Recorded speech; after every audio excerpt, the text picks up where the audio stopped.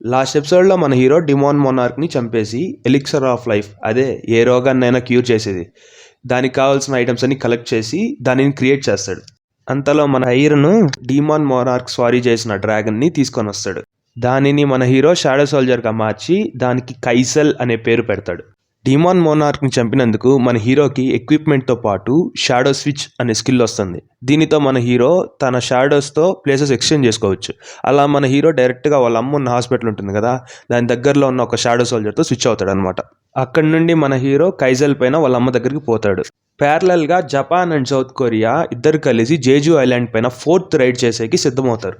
ఇంతలో మన హీరో వాళ్ళ అమ్మ మెడపైన ఉన్న గాయం చూపిస్తారు. ఫ్లాష్ బ్యాక్లో మన హీరో పొరపాటున వాళ్ళ అమ్మ మెడపైన వేడి నీళ్ళు పోసేస్తాడు. అయినా వాళ్ళ అమ్మ హక్ చేసుకుంటుంది.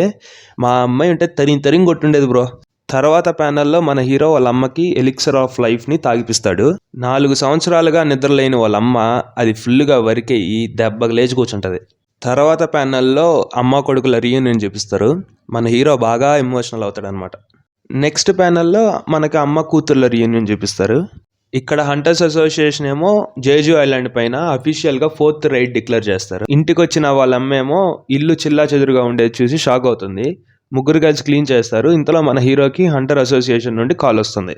నెక్స్ట్ ప్యానల్లో మనకి థామస్ ఆండ్రే అనే నేషనల్ లెవెల్ హంటర్ని ఇంట్రొడ్యూస్ చేస్తారు. హంటర్ అసోసియేషన్కి వెళ్ళిన మన హీరోని జేజు ఐలాండ్లో పార్టిసిపేట్ చేయమని అడుగుతారు. దానికి మన హీరో ఆన్సర్ ఇచ్చే లోపలే మన హీరో మ్యాజికల్ ఫైట్స్ని ఫీల్ అవుతాడు అనమాట. ఇంకా association head S rank hunters practice చేసే దగ్గరికి తీసుకుపోతాడు. ఇక్కడ South Korean and Japan combat hunters friendly మ్యాచ్కి సిద్ధమవుతారు. ఇక్కడితో ఎపిసోడ్ ఎండ్ అవుతుంది. రేపు ఎపిసోడ్ 10తో మీ ముందుకు వస్తాను. అంతవరకు సబ్స్క్రైబ్ చేసుకోండి ప్లీజ్. Good night guys.